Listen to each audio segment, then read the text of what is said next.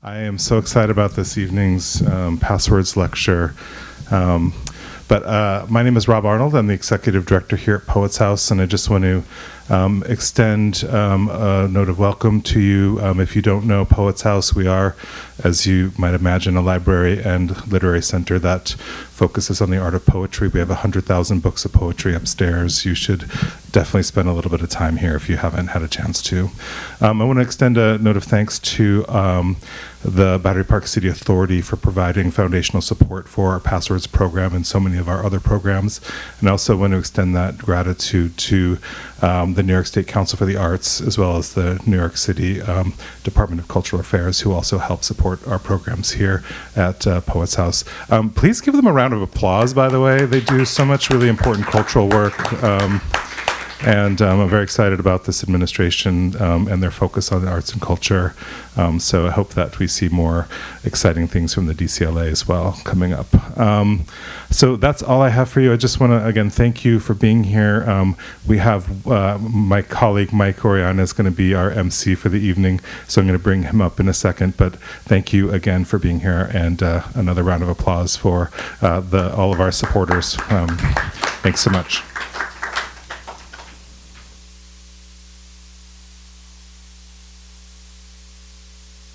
Hello, everybody. My name is Mike Oriana, and I'm an Access Service Assistant here at Poets House. We, as Rob mentioned, are a nonprofit literary arts center, poetry library based here in Battery Park City. Here at Poets House, we serve the poetry community by providing youth education, free curated programming. We do a lot to ensure that anyone can come in and step into the living tradition of poetry. So today, we are honored to be joined by Jawid Mojaddedi. Jawid is a professor of religion at Rutgers University. He was a 2014-2015 National Endowment for the Arts Literature Translation Fellow and a 2018 National Endowment for the Humanities Fellow. His translation of Rumi's magnum opus, the 6-volume Masnavi, has been awarded the Louis Roth Prize by the American Institute of Iranian Studies. His other books include Beyond Dogma, Rumi's teachings on friendship with God and early Sufi theories, and the biographical tradition in Sufism, the Tabaqat genre from al-Sulami to Jami. In 2011, Jawid joined Poets House for The Poetic Voices of the Muslim World, a series that examined the central role of poetry in the lives of Muslim men and women around the globe through programs in public libraries. Through the series, it introduced audiences across the country to the diversity of Muslim cultures through the rich and varied traditions of its poetry. Some of these programs are available for viewing on our website today on poetshouse.org. On behalf of Poets House, we are glad to have everyone join us today for tonight's program spotlighting Rumi and his poetic masterpiece, the Masnavi, one of the most influential works in the history of Sufism. The Masnavi, an iconic text, is celebrated for taking the reader on a transformative journey in which the destination is never predictable. Whether you're here in person or watching the stream online, we thank you for joining us today.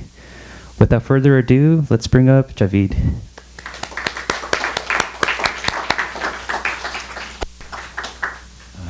Thank you very much, Mike, for that generous introduction, and thank you for everybody who made this possible. It was nice to be reminded of Poetry is the Muslim World. That was just 2000. That seems a long time ago. It is a long time ago. But you might be able to tell from my accent, I'm not raised in America, and so it was the only reason I went to places like Wisconsin and Michigan and Jacksonville, Florida, and St. Louis, giving talks at libraries for fulfilling the aims of that project. I think we did a really excellent job. Usually I was paired with Amir Vahab, the musician. It's a shame we didn't get a chance to get paired again. I don't know if he's still around New York, but we used to travel from New York everywhere, talking about Rumi. And at that time, I was probably midway through the project of translating his 6-volume poem, the Masnavi, which last year I was blessed, I feel, to manage to reach the end of it. And so I always still wait for the audience. I don't really read from a script, but I know generally what I'm going to say. Rumi, you would like to think, shouldn't need an introduction because he's so widely read. You know, I think most people nowadays, people read poetry mostly on social media. This is a big challenge for those of us who are used to books, my generation, but it's a reality, I think, now. I think even statistically, people are writing about it, how the screen is taking over from the page. And so if you do a little hashtag search, you'll see Rumi still maintains this position that's often talked about as being the most widely read poet in America, or the best-selling poet in translation, but more widely read than poets who wrote in English originally, more widely read than T.S. Eliot, Walt Whitman, etc.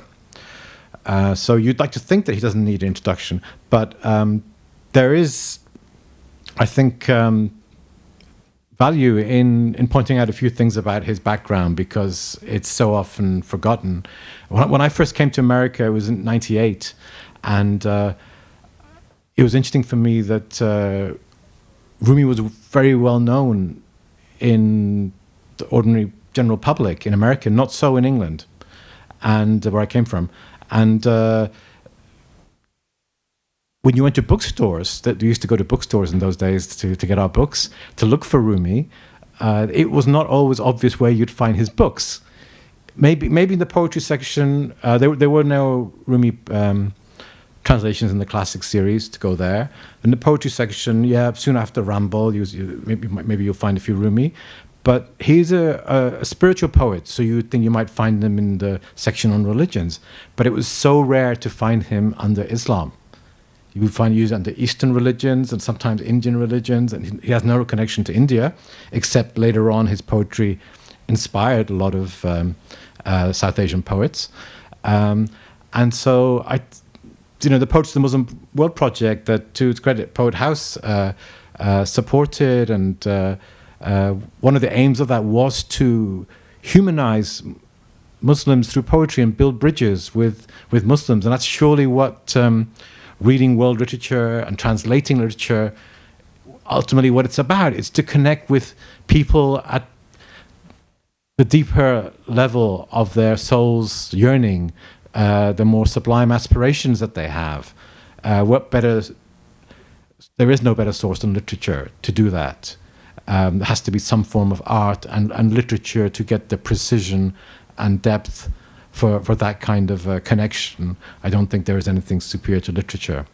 So I felt that there seemed to be a missed opportunity with Rumi, and I was so glad that Poets House took the initiative to do something about this through poetry, and Rumi was a big part of it. I think we were invited to.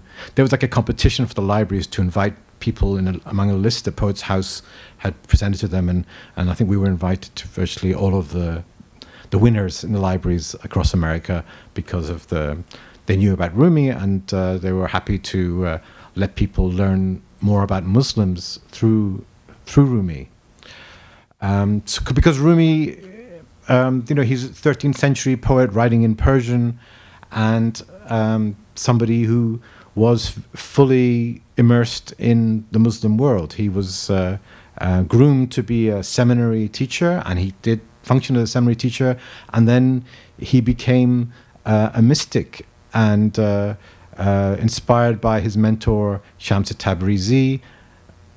It's believed that his poetry was written after that deep connection, although no doubt he must have written some poetry before, what we have today is mostly written after that connection because it mentions the name of that person, Shams. So that's how we can know that for sure.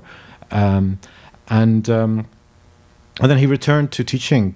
He didn't abandon his students in seminary. He actually returned to them after Shams. It was a very short-lived mentorship because Shams disappeared within a couple of years, and then Rumi returned to them and tried to teach them what he'd learned from Shams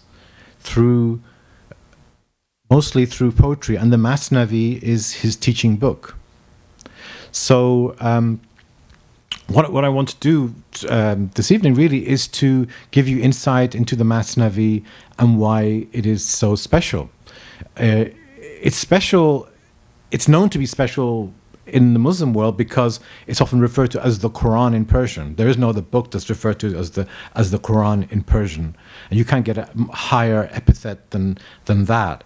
So why would this book be called the Quran in Persian, and it's widely recognized as Rumi's masterpiece?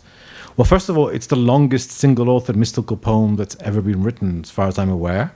No one's ever pointed out something different to that. That in itself, length in quantity is something, but what I want to look at is not simply the length, but also the depth and his techniques for reaching depths more profound than other poets who wrote in the same mystical Masnavi genre. It was a well-established genre before he wrote, and one of the most well-known versions of it in English, I just remember the Conference of the Birds, has been available in an excellent translation by Dick Davis in the Penguin Classic series since the early 80s. For most people, that's usually an entryway into reading Sufi poetry because it was in the classic series for so long. And what makes Rumi's Masnavi so special that it is the one that's called the Quran in Persian, apart from the length? Length is not necessarily a virtue in a lot of things. But it's worth bringing up because Rumi is usually known in English through very short poems. And this is because the most widely read translator, the recently deceased Coleman Barks, the late Coleman Barks, he originally translated the quatrains. The quatrains are, as the name suggests, they're 4-line poems. So they are short poems. And then moving on from them, he would translate the ghazals, the lyrical poems, which are a bit longer, but again, not dozens of verses. The Masnavi is about 26,000 verses for one poem. So it's on a different scale than what you're used to with Rumi. Although Barks also does provide extracts from the Masnavi. And so people will have got a taste of it through those extracts, especially if you ever come across some narrative poems, because those will inevitably be from the Masnavi rather than any other shorter forms of poetry. So what I chose to do for tonight was to look primarily at this story, which is known as Moses and the Shepherd. And the main reason for choosing that story is that I feel it's a good one to highlight the points that I want to make about Rumi's idiosyncratic poetic style, which makes his Masnavi so effective that it's earned these epithets. At the same time, it's a useful poem to remind ourselves about the genuine worldview and aspirations of people in the Muslim world, because there's so much Islamophobia and distortion, and people used to say Islamophobia was the first viral video form of racism, so it has a very distinctive delusory aspect that people who hold those views actually think they know a lot about the people, when most forms of racism, people admit they don't know anything about them. And now we have, from viral videos to fake news and so on. So all that dehumanization the Poets' House was working on with Muslims of the poetry world, you're seeing, without that we wouldn't have had the all these massacres and of Muslims with impunity over the last few years. And so it's an important issue to point out through this poem. This is the one that's clearly the most popular among Muslims, among readers in Persian. I say that, I can even talk about that statistically. For instance, you have musical renditions of it. Musical renditions of Rumi are usually his ghazals or quatrains, rarely from the actual Masnavi, apart from maybe the beginning song of the Reed. But this is a mid-length kind of middle-sized story. Some are very much longer than this. And it's been rendered into music. So there's a very famous version by Shahram Naziri, an Iranian musician. There's even been an opera of this in LA. I think some of it might still be on YouTube. Sully, Suleiman Vaseqi played Moses. I know he was in the 60s and 70s, he was a pop singer who was quite well known in Iran, and then later in life he's become more of a spiritual singer. But he played the role of Moses for that. So you can see that this is something that is extremely popular, and so it is representative of what appeals to a readership and audience there, at the same time as having the stylistic features that allow me to show you what is so special about the Masnavi. So the message that it gives, again, it's done very effectively, but it's not particularly rare. Anybody who's read The Conference of the Birds would have come across similar kinds of messages in Attar. It's more the way he conveys the message that makes Rumi distinctive. As I've said in other contexts, you okay? As I said in other contexts, that reading the 6th volume is 26,000 verses. I don't think I've found anything particularly new that he's teaching. It's more the way he teaches it than what he teaches. So just before I get to the poetry, so I mentioned Dick Davis's Conference of the Birds. So this poem, this translation, Dick decided to translate the poem, which is in the Masnavi form, into heroic couplets. It is the Masnavi means rhyming couplets. In Arabic, the root of it comes the word to. It's a couplet. That's exactly. It's the name of the form of poetry. And Rumi has this tendency to not be very fussy about names, so it simply introduces it as Kitab al-Masnavi. This is the Masnavi book, and doesn't give it any other flowery title or anything. So that makes sense. I think for Rumi, I decided to follow the Dick Davis way, which has been successful, because Rumi's poem is 6 times as long as The Conference of the Birds, and it is not anywhere near as ordered. I was just talking to Ointon about how The Conference of the Birds has a frame narrative, and it's very mathematical in its organization, and he does not constantly interrupt his narratives. He lets them finish before commenting. Rumi's, sometimes you don't know which voice is speaking, especially since in Persian of that period there's no punctuation to let you know when one person's speech begins and one person's ends, so it can be ambiguous. And there ends up being almost nothing to hold it together apart from the meter and the rhyme. So in English, I think a meter for a 26,000 word poem, to be able to have the momentum to read all of it, you do need at least a meter. And then the other thing with those who read Rumi in the original is that he's known as being the most musical of the poets.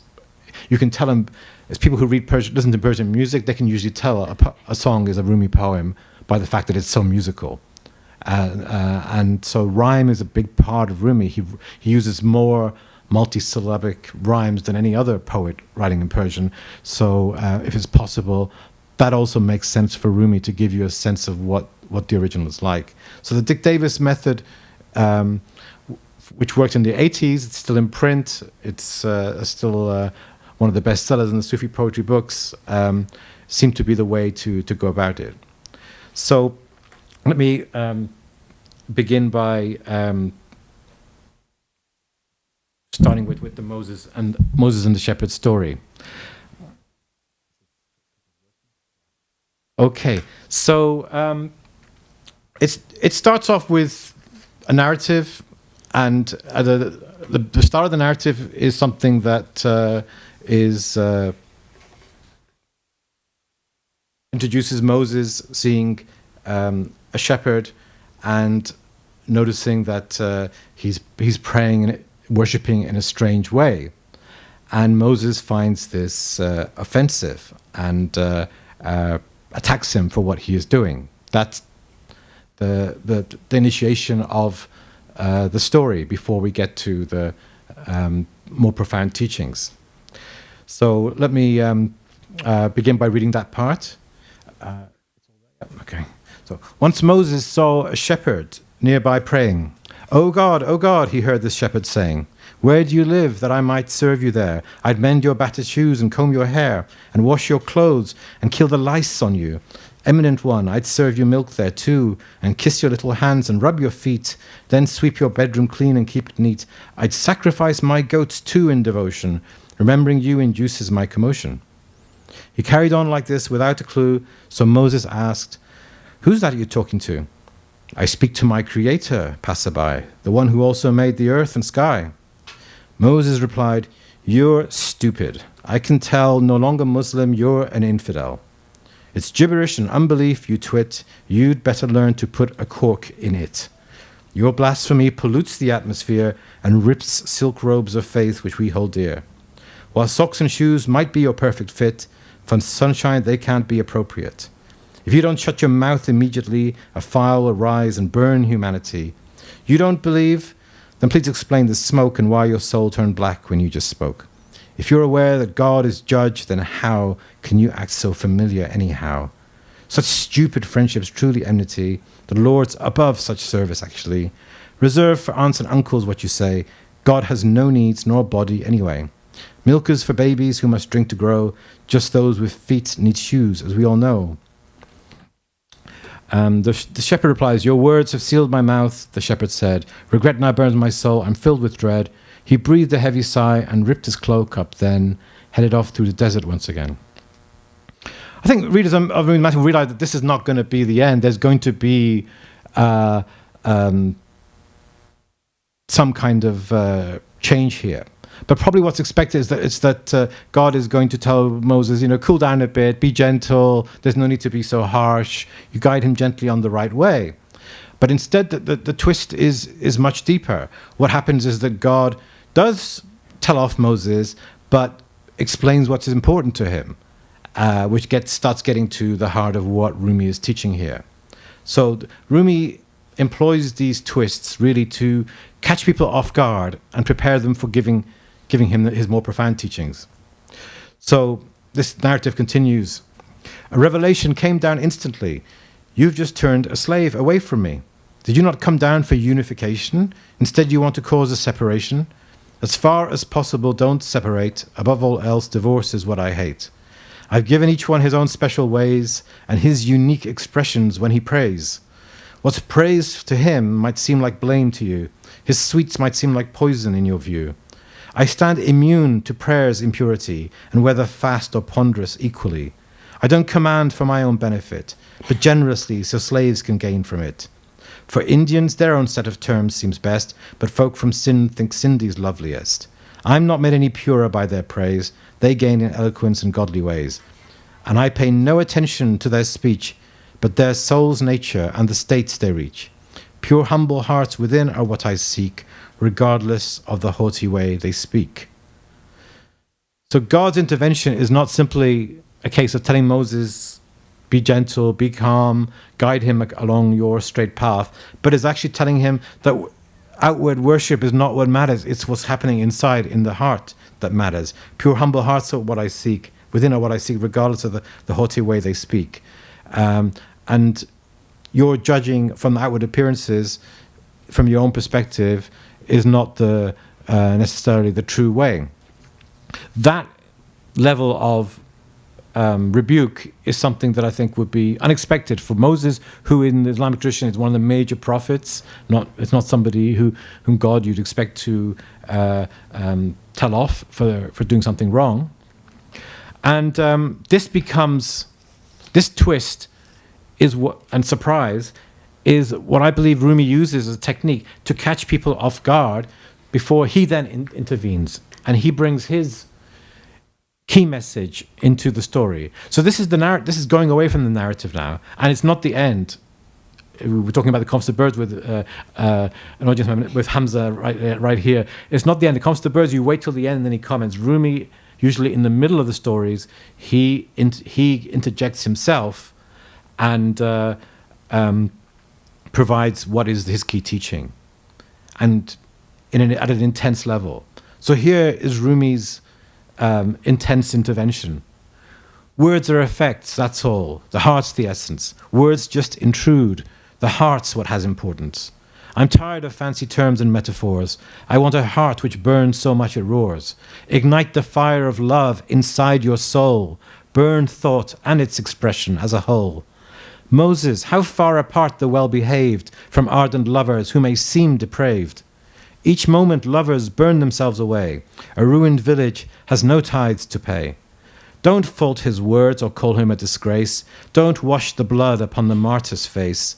His blood exceeds your water's purity. The martyr's flaws worth more than piety. Those at the Kaaba need no more direction. What use are boots once you have reached the ocean? You don't seek guidance from those drunken men. Why tell the ragged to mend clothes again? Beyond all the religions stands love's nation. God is their law source and denomination. If rubies have no seal stamp, there's no harm. In grief seized, love's not sorrowful, but calm. This ratcheting up of intensity is Rumi's intervention here. God is referred to in the third person here. We have a problem with no punctuation, but this is not God getting more intense and emotional. This is Rumi coming and really blurring the distinction between who's speaking, Rumi or God, that's another issue which I will have to talk about later. But that's not a coincidence that he tends to do that. He believes his poetry is divinely inspired. In short. And it's here where you have some of the most quoted verses from this story. It's not part of the narrative, but this more intense part. For instance, probably the most quoted line here is the penultimate line on this page, in Persian at least. Beyond all the religions stands love's nation. God is their law source and denomination. In Persian, it's very pithy. Millat eshk az hame din ha jadast. Ashiqan ra millat o mazhab khudast. Beyond all the religions is love's nation, the law source and denomination. It's God himself, directly from God. So it's a very pithy, poetic, and strong statement. And you get one strong statement after the other firing at you when Rumi has these moments that he has prepared the way and primed the reader through a surprising twist. And in this story,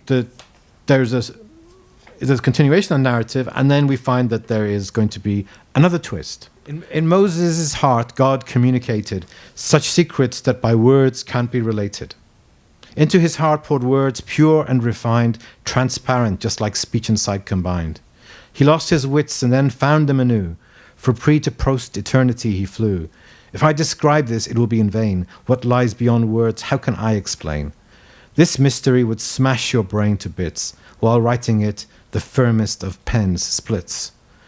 Moses, on hearing God's reproach, then ran towards the desert, searching for that man. He followed footprints which that lost one laid, scattering dust throughout the track he'd made. Footprints of drunkards are a special kind, distinct from those the sober leave behind. He starts just like a rook, steps straight ahead, then bishop-like diagonally instead. Sometimes just like a wave's crest rising high, and then as if a fish has slithered by. Often he'd write his feelings in the sand, like fortune tellers reading what is planned. At last, when Moses found the shepherd there, he said, "Permission comes from God, who's fair. Don't bother with mere custom and tradition, but let your pained heart give sincere expression. Your unbelief is faith, your faith soul's light. The world through you is also safe and bright. Absolved by God, whose will must be fulfilled." A lot of this is Quranic quotations. "Speak out, without the fear you might be killed." The shepherd said, "I passed that at the start. Right now I'm drenched in blood from my big heart. I've passed that lote tree found at heaven's end. 1,000 spheres beyond, I still ascend. You cracked the whip and made my stallion vault above the heavens with a somersault. May the divine approach humanity. God bless that hand which cracked the whip for me. Right now my state's beyond what words can say. What I've described gives just a hint away." You can see this recurrence of beyond words. The pen breaks. There's nothing, I can't explain something that's beyond words. Very common tendency of Rumi when he gets to this point in his intensity of describing the more sublime spiritual states. But here you have the second twist. Moses thinks he's going to go back and with pity and say, "Oh, I'm sorry. I shouldn't have been so mean. You can do what you like, and you don't have to worry about the rules." But the shepherd is saying instead, "Actually, I'm way beyond that at the moment. I'm really probably it's implying it's beyond where Moses is, even though Moses maybe was the catalyst for his transformation. He's now gone far beyond what Moses imagines of him, at least. So after the second twist, that was unexpected, that the shepherd should become like a friend of God, close to God, we have the final few lines of the story. The image in the mirror that you see is yours, and not the mirror's, obviously. The air inside the reed its player has blown fills that, but is one portion of his own. Whenever you should worship God, beware, it's worth no more than this poor shepherd's prayer. Although your prayers may be more accurate, for God still they are all inadequate. So when the veil is lifted, don't protest. What's now revealed is not what we had guessed. So this story with twists that I think are quite clear in this story. Some of the stories are not so obviously clear as this. It's ends with this line: "What's now revealed is not what we had guessed." Which, nobody had guessed that this would be the outcome of the story. But the general point I want to say here is that the more intense passages are prepared by a plot twist, something that's mind-bending to some degree, that catches you unaware, off guard, and then that startling experience makes the reader ready for the more intense message to reach them from Rumi. This is so often his technique. In fact, I was recently told that the most popular passage from the Masnavi in English is the guest house. The guest house, a lot of people read it in meditation circles. It's about accepting whatever comes to your mind, good or bad, and letting it pass through and not trying to resist. And that's taken, it's not that inaccurate. It's pretty representative, and it's from Book 5 of the Masnavi. But it's presented on Instagram and everywhere, and presumably in Coleman Box's book, without the context of the story. And actually, if you had the context of the story, you would see how the person was prepared for it. That story, just from memory, is another twist. It's quite a funny story, and it also tells you a lot about Muslims. Which, if you know Muslims, you'll know this is very accurate, because it's all about hospitality.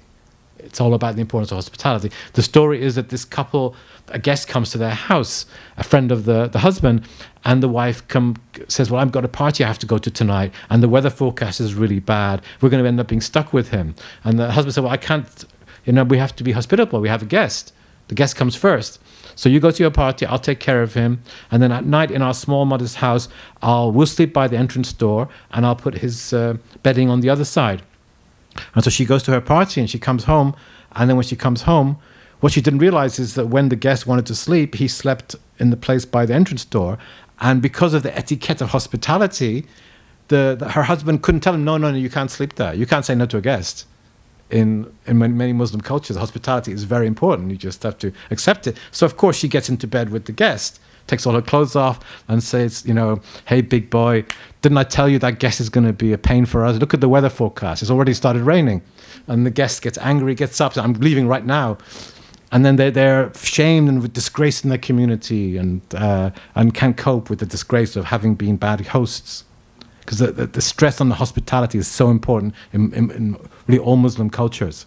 And then you get the guest house lines about thoughts coming to your mind, and even ones that seem bad may bring something good, accept them all, and so on. But it's actually come after this story with twists and unexpectedly that is also about having your home as like a guest house for hosting people. So there is another very well-known passage that I wanted to share with you and explain how that emerges in the Masnavi, and that's actually in the very first story of Book 1 of the Masnavi. Of the king and the slave girl. In this story, this king falls in love with the slave girl and buys her. And as soon as he's bought her, she becomes sick, and he's so distressed and prays desperately. And then in a dream, he sees that somebody's going to come and heal her, and then this person arrives. So it's obviously divinely sent, and they don't know what's wrong with the girl. All of the king's physicians have tried their best, and they haven't been able to cure her. So this divine healer is his last hope. And so just the last few lines of narrative before we get to the more sublime passage that's at the heart of the story, again in the middle, not at the end, breaking away from the narrative. Recounting all the sick girl had been through, he sat him near her so he'd witness too. Her pulse and pale complexion first he checked, discovering what's the cause through its effect. None of the drugs they gave have helped, he said. They've made her feel more weak and sick instead. They'd failed to see the ailment deep within. God save us from what they are dabbling in. He saw her pain, her secret was revealed, but from the king he kept it still concealed. Her pain was not from bile, the healer learned. The scent of wood is from its smoke discerned. Her grief showed him its source was in her heart. Her body fine, her heart was torn apart. So this is, I don't know if you can call it a twist, but it's been a mystery what's happened to this girl, and now we've suddenly had revealed that it's a problem, it's a love relationship problem that's made her sick. And there's a bit of intrigue because he's keeping it from the king from now. But this resolution, this solving of a mystery is a kind of off-guard moment for the reader whose attention has been brought sharply into focus. And then Rumi begins with one of his more intense passages after getting the reader to this point. And this is only 100 lines or so into the Masnavi where he writes this passage, again, breaking completely away from narrative, which other Masnavi poets wouldn't do. But with Rumi doing this, he can provide a much deeper, more sustained teaching than simply adding words at the end of the story, where you can only add a few lines at the end, which doesn't give you opportunity to give much depth. He writes, being a lover means your heart must ache. No suffering hurts as much as when hearts break. The lover's ailment has distinctiveness. Love is God's mysteries astrolabe, no less. Whether from this realm or from that realm, love is what leads us eventually above. To capture love, whatever words I say make me ashamed when love arrives my way. While verbal explanation makes things clear, love without words is clearer for those near. The pen would smoothly write the things it knew, but when it came to love, it split in two. A donkey slumped on mud is logic's fate. Love's nature only love can demonstrate. Sunshine reveals its nature clear as day, so if it's proof you want, don't look away. Shadows can indicate what's shining bright, but it's the sun which fills your soul with light. Shadows like late night chat make people doze. The moon was split when that divine sun rose. Eternal sun, there's nothing quite as strange. The soul sun has no past, it doesn't change. There's only one sun out there in the skies, but similar suns you still can visualize. The sun, the origin of all things here, can't be conceived, though, and it has no peer. How can its essence ever be perceived for things comparable to be conceived? When news about my Shams-ad-Din first came, the heaven's high sun withdrew through shame. This is his mentor, Shams Tabrizi, his spiritual master, who disappeared 15 years before he wrote these lines. But within 100 lines in the Masnavi, he is reminded of Shams, and then you find this intense passage.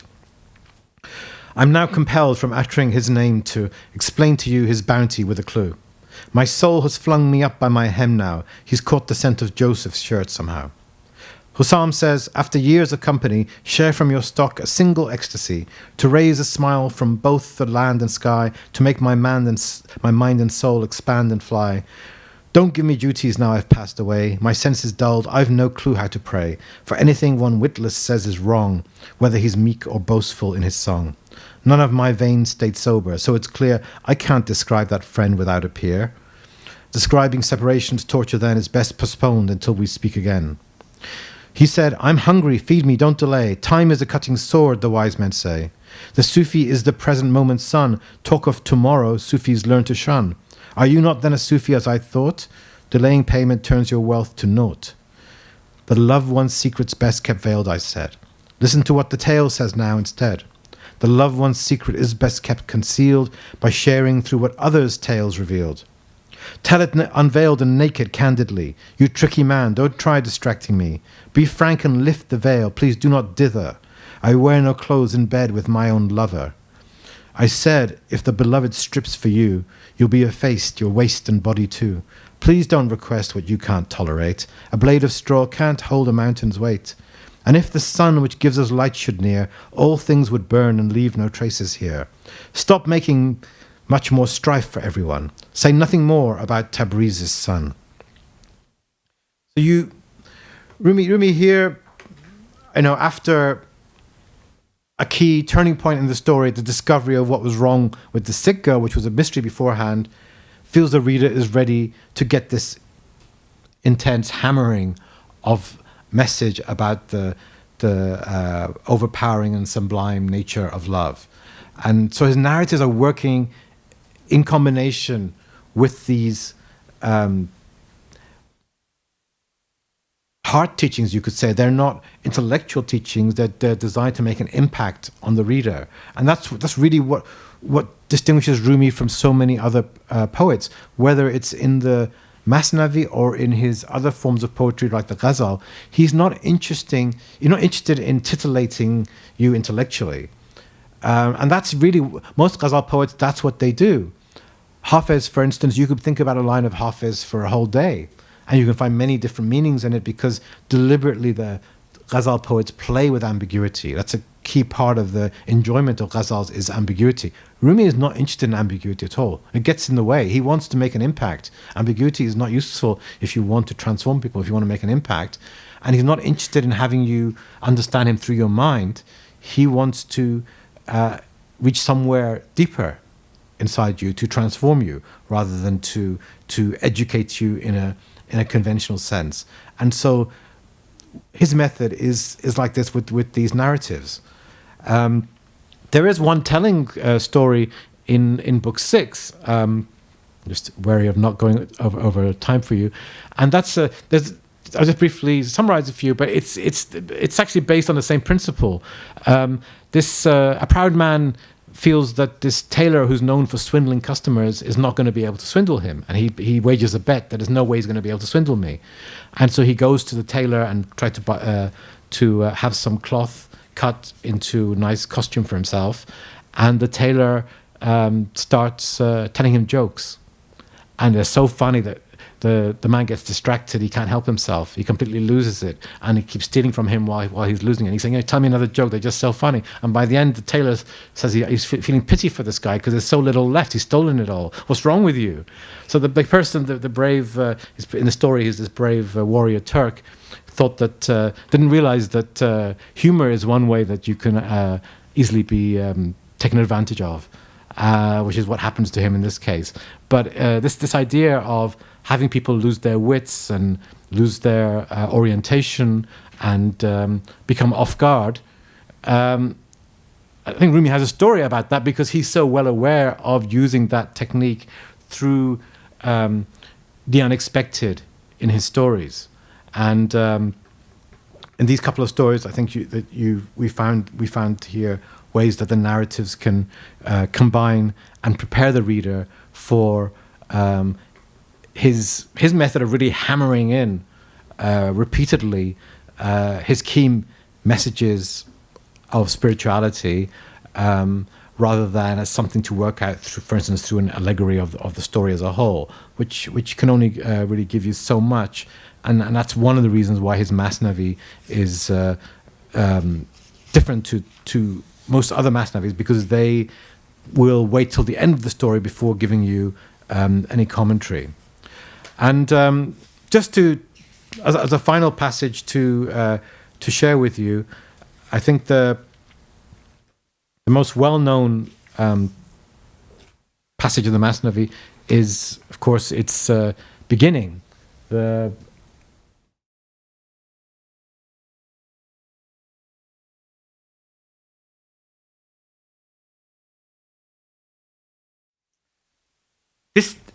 I need to give you something about the context of this. So the Masnavi poems, like the Comfort of the Birds that we were just talking about, which is the same form, even uses the same meter as this. Of course, the rhymes alternate with every couplet. it has 600 verses of praise for God, praise for the Prophet, peace be upon him, and other holy figures of Islam before it gets to the poem. And that is the convention in verse, to have evocation of God and praise of holy predecessors. Rumi's begins with a direct instruction to the reader in the second person. Bishno, listen. It's very subversive and totally unprecedented. Even it could be considered almost scandalous, to the point that the followers of Rumi in the Sufi order established after him, they have said that, well, it begins with the same letter as Bismillahir Rahmanir Rahim, Be, with Bishno, and the 18th line ends with Wassalam, ends with the same letter, the Mim, of Bismillahir Rahmanir Rahim. And so they have this tradition among the Mevlevi dervishes that the first 18 verses are actually a Basmallah. It's the Bismillahir Rahmanir Rahim in verse. Because it's so unusual, they had to do that. That's what they have argued. That's what he was doing. If anybody's read Elif Shafak's novel, 40 Rules of Love, she begins every chapter with a bit. That's her giving a nod to this tradition with the Masnavi. In fact, I think that she gives lots of nods to the Masnavi. If you think about that novel, it's multiple plots alternating between each other, mostly narrative compared to Rumi, but she also has these hammering of teachings, these so-called 40 Rules of Love embedded within them. I really think that she was inspired by the Masnavi into using that those particular aspects of the novel. But Rumi here has his method of hammering his teachings, but also it just reveals that his directness, because why would he choose to do this rather than have 600 verses of praise of God and the holy ones? It's to directly have an impact on the reader, to go to the level of the reader rather than begin way up top. And in an article Dick Davis wrote about this, comparing it with the Comtes de Bourse, he mentioned the Comtes de Bourse, it's like you're entering a large hallway for a mansion of a similar style, and in the Masnavi it's like you're stepping straight into this much huger palace without any kind of entryway. You're like straight into the middle of it in comparison. Or you could, if you use another analogy, you could think of a long pier over a lake compared to a very short pier into a huge ocean. But when you think about the two poems and compare the introductions of the rest of the poem, it's really like that. So famously, Rumi begins with this song of the reed. Listen to how this reed flute is lamenting. Its tale of separations it's presenting. I was cut from the reed bed, and since then, in my sound mourn all women and all men. I need the breast that's torn by separation to tell the pain of longing's explanation. When far from their true origin, all yearn for that time of their union to return. In every gathering I mourn my fate. With happy and sad ones I'd integrate. They each supposed a closeness from their side, but none sought out my secrets from inside. My secret isn't absent from my grieving, but eyes and ears lack that light for perceiving. Soul is not veiled from body, they're one whole, yet no one is allowed to see the soul. Reed flute cry is not mere wind, it's fire. Become effaced if you should lack this fire. Love's fire is what makes every reed flute pine. Love's fervour gives the potency to wine.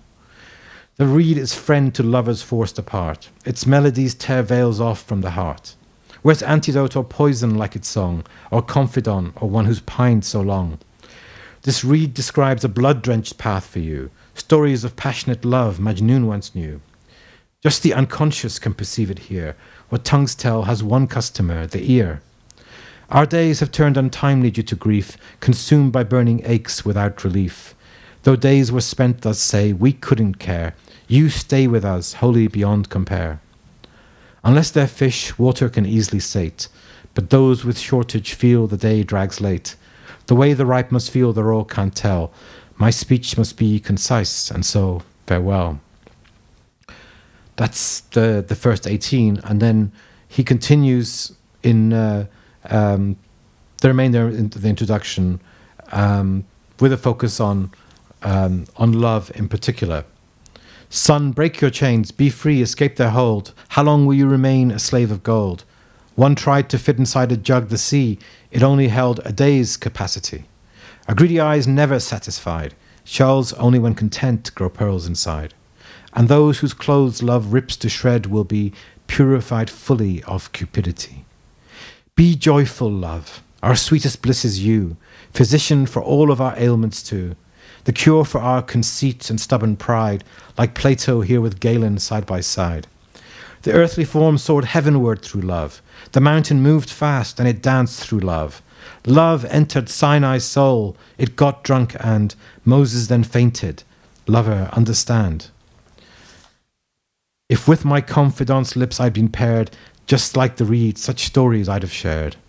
When no one knows your language where you stay, you're silent, though you have so much to say. And if the rose and garden fade from view, the nightingale will then stay silent too. The loved one's old, lovers me avails instead. The loved one is alive, the lover dead. When shunned by love, one's left with emptiness. A bird without its wings knows such distress. How can I be aware of what's around when my beloved's light now can't be found? Love wants its tale to be shown openly. The mirror won't reflect it. Don't you see why your own mirror won't reflect today? The rust on it has not been scraped away. So these are the passages that you don't find in other Masnavi poems. These are the passages that Rumi innovates by including. They're not a narrative, they're not simply commentary at the end of narrative. They are his own interventions in poems, where he is directly responding to the reader, not directly commenting or giving an exegesis of the narrative that he's just given to you, but using that narrative and especially the twists and the moments of resolution when the reader is ready, primed, and set for a message to hammer in his spiritual message, which he believes is divinely inspired. If there's something divinely inspired in me, it's in those passages, and those are what makes Rumi's Masnavi so special. At the same time, I think it's worth noticing, like I mentioned about with Moses and the shepherd, there's this message of accepting differences outwardly, tolerance, but also this recognition that the spiritually great may appear very modest, which is ubiquitous in Islamic poetry. Even in the ghazals, when you read the ghazals, usually heroes are often the kind of the tramps and the rogues, not the official clergy. The official clergy are often seen as presented in the poems as being potentially hypocritical, but the more humble and sincere the individuals are, the more they're seen as having some kind of an enlightenment and genuine spirituality about them. And in the guest house story that's so popular in English, it's a shame that the story about hospitality is not there, because that really is, anybody who has experience knows Muslims, knows how that stress and the way that Rumi pokes fun at it and uses it to have twists in the story before getting to the moment to give the teaching about the guest house is a key part of how that works and how that relates these teachings to a specifically Muslim context, which unfortunately can get lost when there's a lot of selectivity in what you include of the poem. Those are the two things I really wanted to convey. What makes Rumi's writing so unique and effective? And effective for him means to be able to transform people, not to be aesthetically the greatest poem ever. Many of his ghazals, I have a colleague in University of Cambridge in England, and she said, I hate Rumi, he's such a terrible poet. She's a professor of Persian, and I can see why. She specializes in Nizami, a very sophisticated poet. Rumi is not sophisticated. He can be. I mean, he's written thousands of poems. He's written some poems that are just mind-boggling. One verse is the Quran, the next verse is exegesis, and different languages alternating. I don't think any other poet could have done that. But his choice is to write really simple poems. And his most celebrated poems tend to be the more direct and simple poems. One of these poems basically repeats the most basic Persian constructs about 20 times in the poem. Mara and Toi, you are and to me, Yar Mara Gha Mara Ish. There's a poem that basically repeats Mara and Toi so many times. I say to my students, it's the Sufi poem equivalent of 3-chord punk rock song. You know, it's like it's deliberately made to be really simple, but it's trying to get a message hammered into you, and it's subversive. Rumi is subversive. He's subversive in his writing style, so of course he's going to be subversive in his message. You wouldn't expect a punk rocker to sing about baking cookies. You wouldn't expect a poet who writes like Rumi to write something very conventional. He went through a transformation, and his way of trying to transform others is through what he does with his poems that is so new in the Persian tradition. And I think that it has been picked up on in, you know, the fact that Coleman selects those key passages, like the guest house one that's so popular. Of course, the Song of the Reed is popular. Is a sign that you know, that's something that's universally seen as being special about the Masnavi.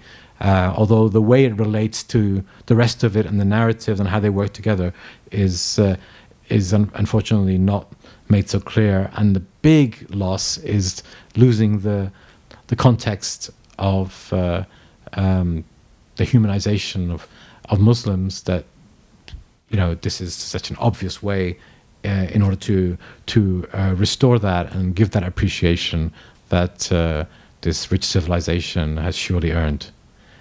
So I'm happy to answer any questions you have. Sorry. When you say Rumi is subversive, do you mean that he's upending conventional wisdom? Yeah, I think so. So in the story about his meeting with his mentor, which transformed him, actually I have a miniature depiction of it in the cover of book 2, of which is the one that they have on the front. He's coming from his seminary with his students. He's on a mule. His students all have books, so they're all sort of the men of the cloth, the men of books. And in that story, Shams asks him a question that he can't answer. And then he abandons the books and the seminary and goes with him. So he was obviously at a stage where he had become a respected scholar in his hometown. It wasn't such a small place. It wasn't a little village. Konya was a major town. And he was looking for something more. It's not that uncommon among the mystics. Like in the Muslim world, Al-Ghazali has a similar story, that and that was in much more of a emphatic case of the scholar of his age who still felt something was missing. And with Shams, he felt that he had knowledge that was beyond everything that he got from books, and he wanted some of that. He knew that that's where he had to go to get what he was looking for, to satisfy his thirst. And so that's definitely his approach, and it's his style of using these twists to bamboozle the reader is designed to do that for the reader. So he has one story where a disciple sees his sheikh drinking wine, or he's told by somebody else, look, your sheikh is drinking wine, how can you follow this man? And he goes and he sees him drinking wine, and so he's really alarmed. Why are you drinking wine? All these terrible things we're told about wine. And then the sheikh, what are you talking about? And he gives him the glass, and it's honey. And so he doesn't understand. He thought it was wine. And then, but then the sheikh later says, I'm sick, and the only thing that can heal me is wine. So in Islamic tradition, Islamic law is not absolute. If you absolutely need something, a necessity, you can have it, whatever it is, whether it's pork or wine and so on. There have been times when Palestinians have been starving, and the only things they could eat were not halal, and the Mufti said, you can eat that. You have to look after your body. You have to have food, even if you're not able to have what's halal. So the disciple has to go and find wine for his sheikh, because he's otherwise it's a necessity for him to live. And he goes to all the vintners to find wine, but wherever he opens the vat, it's honey. And he's really angry. Why is it honey? I need wine. And so he's playing with you, where the disciple is trying to get wine now and he can't get it. And before he was worried about the wine. And so the things that we get fixed on, he's playing around with that. And basically, I think in that story, the message was that the disciple couldn't drink wine. It had to be honey. But there are situations like necessity as your medicine, where you can have something that is normally not acceptable. But why is hospitality so important in Muslim culture?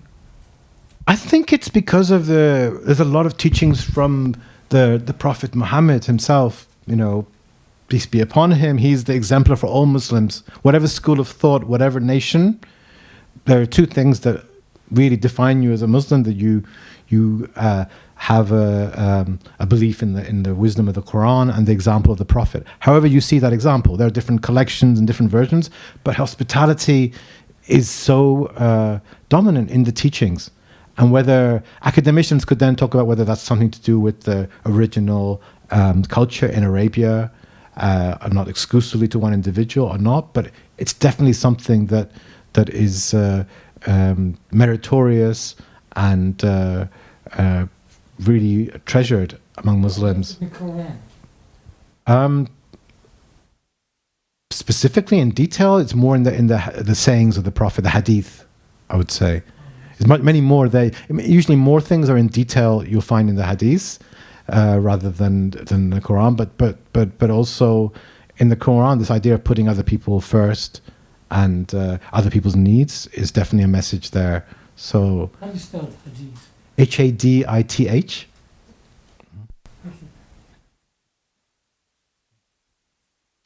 Go ahead. First of all, thank you very much. This has been really informative. I was following along a little bit in the text edition with some of the book one excerpts and noticed some variations, which made me curious if you decided to do some revisions. And related to that, like as a translator, especially when you're translating into rhyming verse, there are decisions you have to make, and there may or may not be like a trade-off between making it sound good in English and being true to the original content or meaning of the Persian. So could you speak a little bit about your process there and how much of a role that had in your work? Yeah, I'm glad you have book one there. So I'm always like most people, I'm always tweaking and playing around. So this has got a bit more specific, because that was in 2004 when it came out. And I'm working on an audiobook. And so I'm looking at the text carefully. I'm always looking at the Persian and sort of practicing before recording and tweaking even more. And actually, Oxford asked me if I'd be interested in doing a second edition, because it's 20 years plus that at that point they do. And I was thinking about it. And one of the reasons I might do it is actually I want to have more gaps between transitions, because it can get confusing where the transitions are. So I was thinking about that, and then I'm tweaking all the time. So that's sort of my latest, you could say, and probably I will go ahead with this revised edition, and have the how it's different to that one. The two things that I was just starting off doing that, and Dick Davis was already established poet before he did his Conference of the Birds. He's probably the greatest translator of Persian that we've had. He's translated a lot of different genres, a lot of different poets. That's the only mystical poem that he's translated. He usually, we have a connection. We had the same advisor. In fact, my advisor had taught him Persian poetry in Iran in 1970. So we kind of have a connection there. So what I've found out after doing 26,000 verses is that I can go back to the Book One, and I can find ways of translating where I'm including more of the original, and also I think maybe improving the smoothness in the English, some of the verses. In Book 1 and 2, sometimes the word order, I wouldn't always, and I don't think that's a good idea not to have natural word order. So I've definitely changed those verses. Everybody does that. Even Shakespeare plays with the word order sometimes. So I don't feel too bad about it. But actually, now that I don't need to do that, I prefer not to change word order. And to make it more smooth and natural. And also, when you read later on, you realize things in the first book which you thought were perhaps just throwaway and not important words in the line. Later on, you realize, oh no, that was more important than I thought. No, I want to make sure I include that. Because, he's writing in verse exactly. He's writing with constraints of meter and the rhyme requirement. So he's making decisions like that himself. And sometimes when you are reading him and translating, you think, well, he's chosen to put it that way because he needs that meter or he needs that particular rhyme. And that's the only reason he's chosen that. So if you choose an alternative, it's not really changing the message. But then sometimes later on you read it and you just, oh no, that word was significant for him, which I hadn't expected. So going back to book one again, I can look at it with a new. I'm looking with a new set of, as well as 20 years older and 26,000 verses later, and I feel that I can very very fast make fast tweaks and give an improved version. That's why there are different changes. Okay. Yeah. How does the English translation compare with Persian?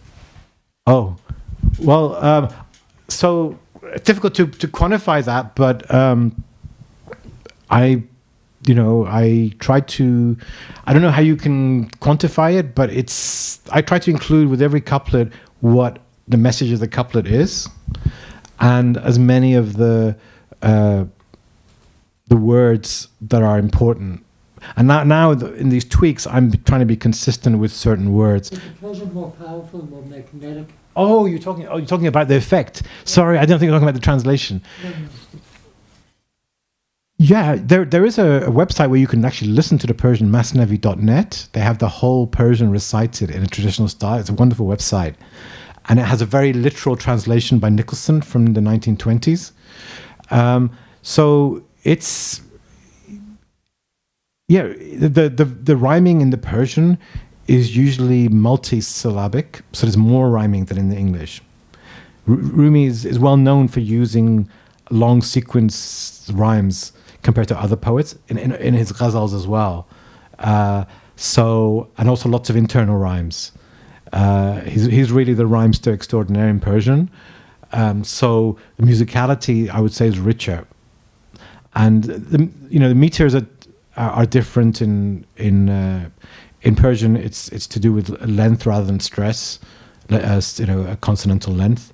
So it's syllabic length. So it's a different kind of musicality. You'd have to listen to it, but it's the same meter again and again, but alternating rhymes. So it has a kind of a hypnotic effect on you, I would say. The nearest you can get to it, really, because it is rhyming couplets, is an English rhyming couplet, even though the meter form is different in English.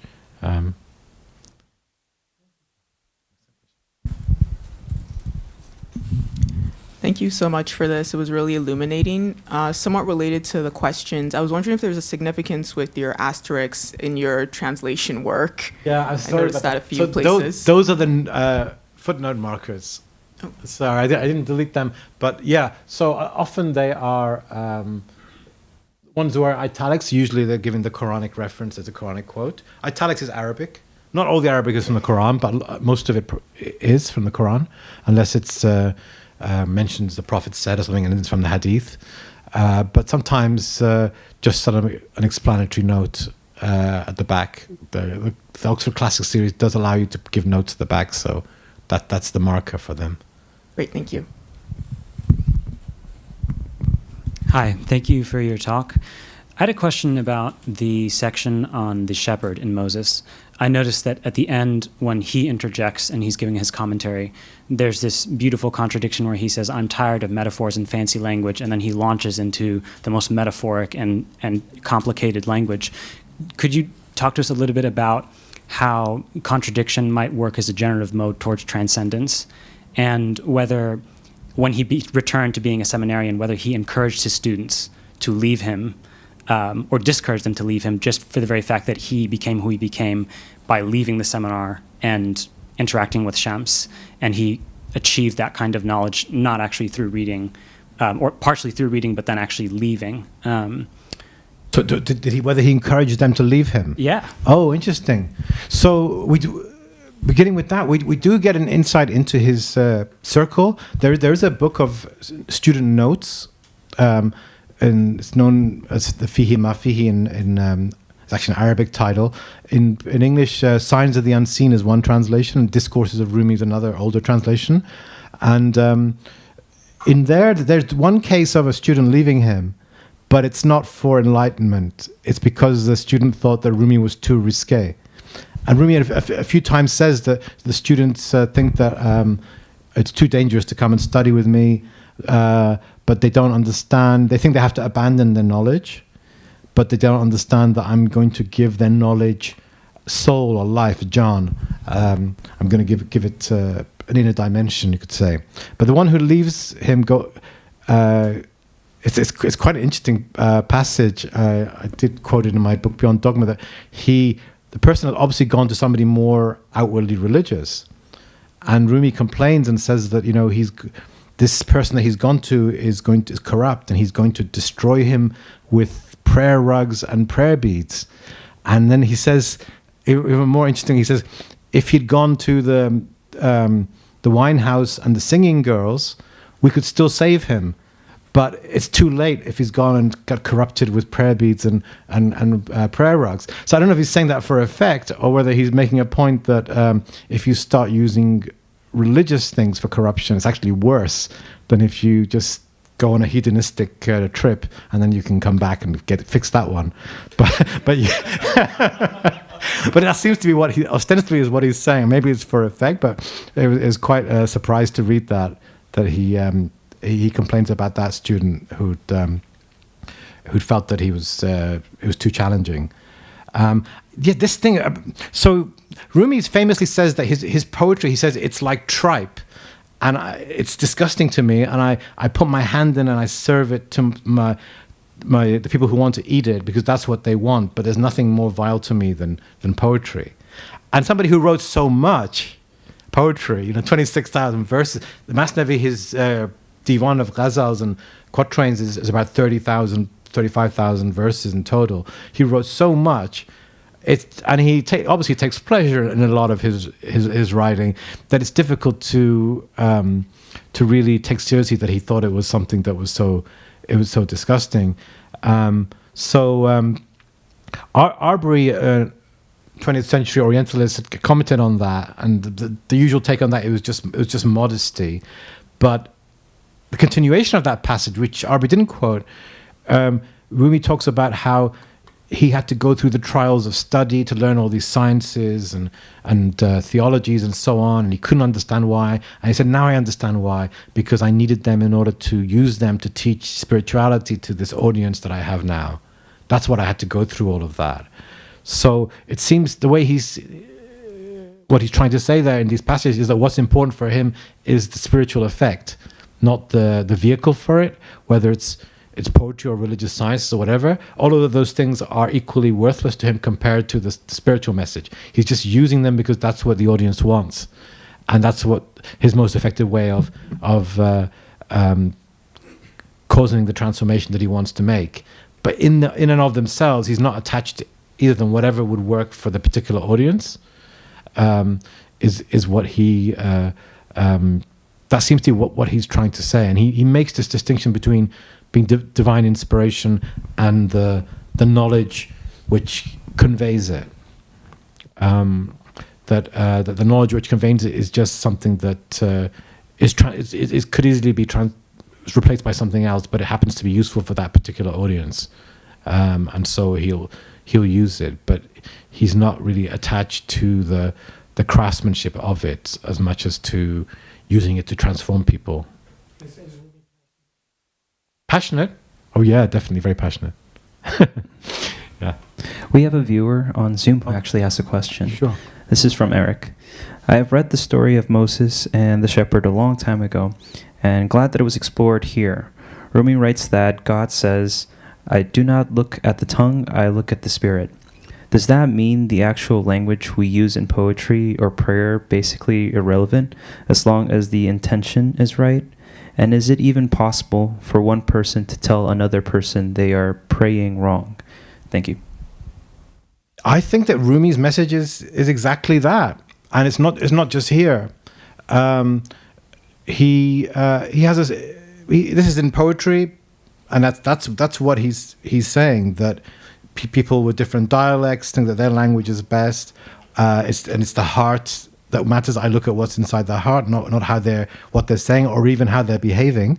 Well, in this discourses of his students, there is a interesting passage about prayer, and he says this: what counts is the soul of prayer, not the prayer itself. They say, "What do you mean?" And they say, "Well, Adam and Moses and Abraham, they all prayed, but they didn't pray like us. But you can't say that their prayer was less. They're all prophets of Islam. So it's the soul of prayer that counts, not the form, the outward actions or words that you say. So that's what counts. And he's quite consistent. And that's not in a poetry. That's in prose, in a little homily, very explicit prose. And so one couldn't say that it's poetic license or the other usual things that people who don't want to be open to a message might say, because he actually says exactly the same point there, about how it's what's the inner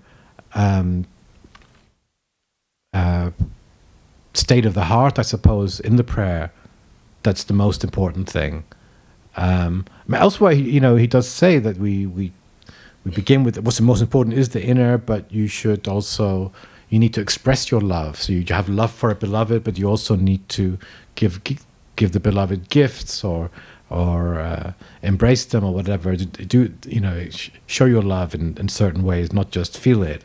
But what ultimately matters is the inward for Rumi, for sure.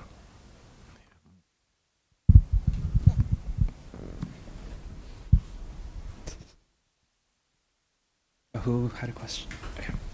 Thanks. Thank you for speaking with us today. I actually had two questions, if that's all right. The first one is, Rumi is a mystic poet. You mentioned that a lot of his verses are divinely inspired.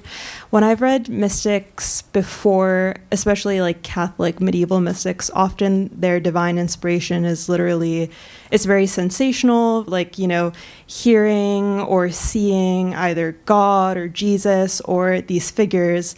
And often that's the divine inspiration. It's very, direct, I would say. And I'm curious if there's any knowledge about what Rumi's experience of divine inspiration looked like. Was it an actual conversation with someone that was divine, maybe? I don't think it probably was God, because, I don't think he's not a prophet, obviously. But was it a more, direct experience, or was it literally just like creativity that he just believes as being like, being sent by God or something divine? So that's my first question. My second question maybe is a little bit more simple, which is, I'm curious if there's any difference between the Iranian reception of Rumi today than there is the American or English or just like Western reception. Are there different themes that academics focus on, or is it pretty similar and common ground generally? Thank you. Okay, well, the first one, so I've written a lot about this. This is a big issue for Rumi, I call it divine communication. In the Islamic context, there are different words. Wahi, ilham are the most common two that are used. So, this reminds me, there was a poet, Daniel Abdelhaimour, and he mentioned about how, he was a well-known poet in the poetry scene in San Francisco in the 60s, and he decided to become Muslim, and he said, as a poet, how could you not?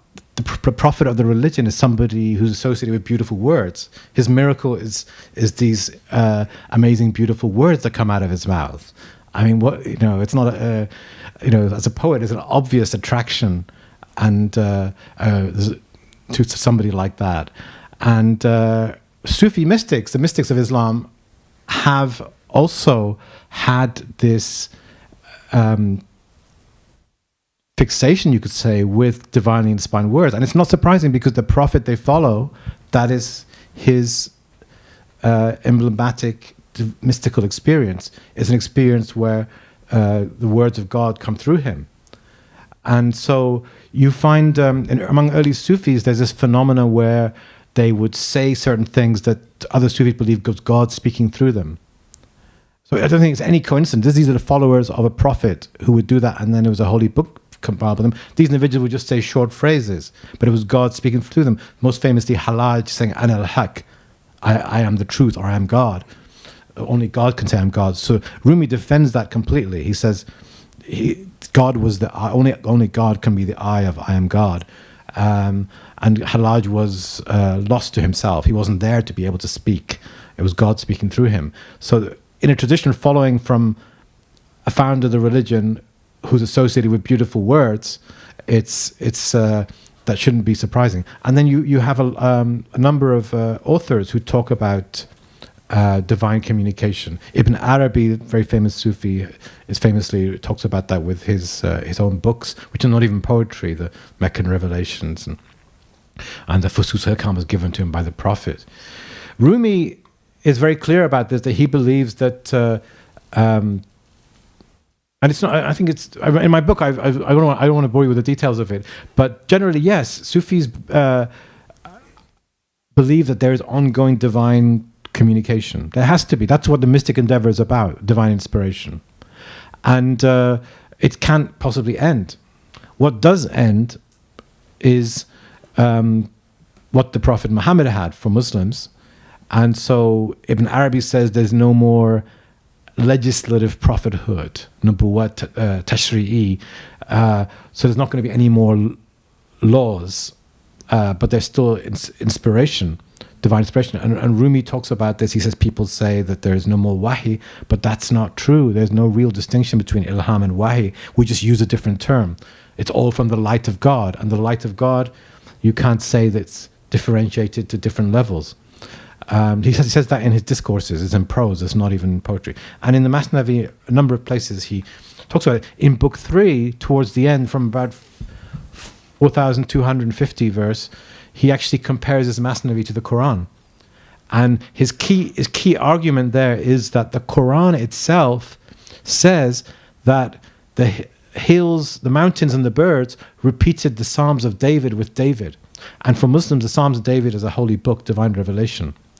So he said, if the hills and mountains can repeat it, the Quran is saying itself that they repeated the Psalms, then if God can have a Sufi, he used the word pir, a Sufi master, say the words of God as well. It's not impossible. And God's inspired the bee with, in the Quran says with inspired the bee using the word for revelation. So he says, why would you deny a human being the possibility if God wants to inspire a human being with it, if the bee can? So he makes these arguments based on Quranic verses. So he's been quite serious about it. He's saying, well, the Quran itself is telling us about this. And you have these figures that are not necessarily prophets like Khidr and Mary. Some exegetes say she was a prophet. Most say that she wasn't a prophet, but they are being communicated to by, in Mary's case, by the angel Gabriel. So what is exactly the distinction? So Rumi's view and most Sufis is that this is an ongoing divine communication, and that's what the mystic endeavor is based on. It's interesting in terms of how much of the words that come out are inspiration, how much of it is already knowledge. Because Rumi has a fairly controversial view about one of the theological teachings about the Prophet Muhammad himself, actually. Usually there's a word, ummi, used for him, which conventionally is understood as meaning illiterate. But if anybody knows Arabic, they'll know that ummi does not actually have anything to do with literacy. It's to do with motherhood and nation. And Rumi actually says that somebody, the way he puts it, he says that somebody who could write on the moon, this miracle of splitting the moon, how can you say that he was illiterate? It was not illiterate. Ummi means that his knowledge was different to ours. It was innate. It says, Persian says madarzad. It was innate knowledge. It wasn't acquired knowledge. So he had all the knowledge more than us, and then. So that was not a case of illiteracy, and it seems to be implying that you can have the knowledge, and then the inspiration is like a catalyst for that, or combines with it. So he did all his studies, and he couldn't understand, why am I going through all these horrible studies, struggles. Later on I realized, it's because then that would be the vehicle with which to give my inspired teachings once it's lit with inspiration. So he seems to think that there is a preparedness and readiness, and then the inspiration will work with that to produce inspired poetry. That seems to be his model, and he even sees that something similar with the Prophet himself, peace be upon him, because he's saying that he doesn't accept illiteracy.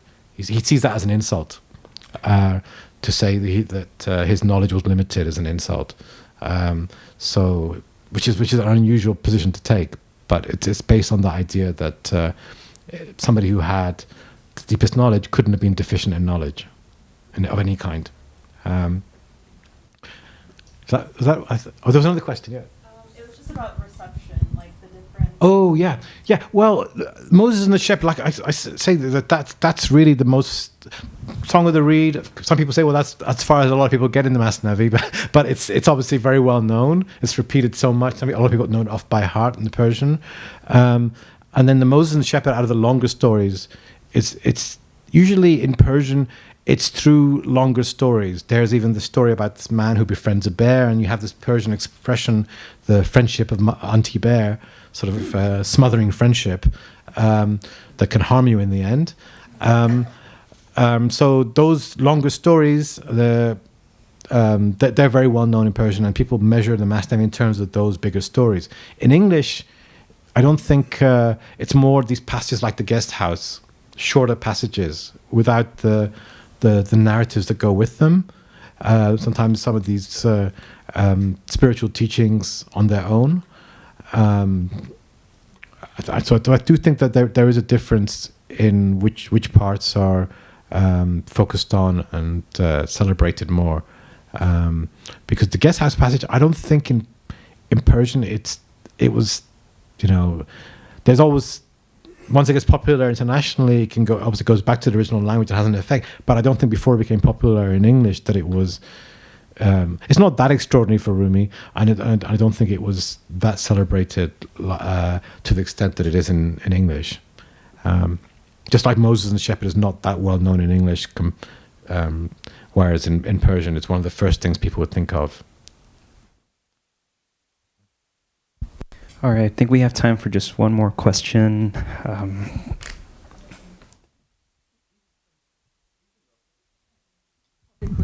Mine's more technical. If I'm not mistaken, that's in iambic pentameter, right? Which for me has a really romantic feel. It reminds me of Tennyson, The Idylls of the King. And you mentioned you had to make a different choice from the internal rhyming of the original. So how did you land on iambic? Pentameter? Is it because it matched in length, or? No, really, it was because that's what in the Converse of the Birds, which is the same form of poetry, the Masnavi form, and uses this exact same meter as Rumi's Masnavi. The translation by Dick Davis, that's what he chose, and it is really effective. I mean, it's proven to be effective. It's still one of the highest selling Persian translation of Persian poetry of like 45 years or so. So it's really following that example as something that had worked.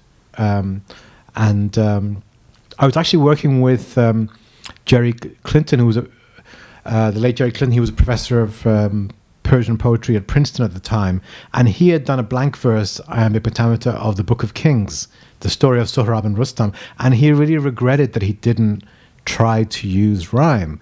So I had because I was very reluctant to, I have to admit, it wasn't my choice to go with the rhyme, but he was the one who actually persuaded me, that especially for Rumi, because of his almost excessive use of rhyme, that it would be worthwhile to try that. So my view is that you definitely need a meter. The rhyme does make it more represent Rumi, and it adds more cohesion, and makes it more of an attractive read, I think.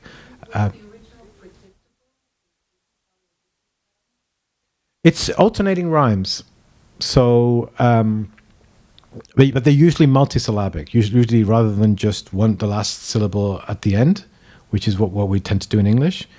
Sometimes it's like half the hemistich is rhyming with the next one, actually. So yeah, it's much more present in the original than in the English, for sure. All right, that wraps up today's program. Let's give a hand, everybody. Thank you.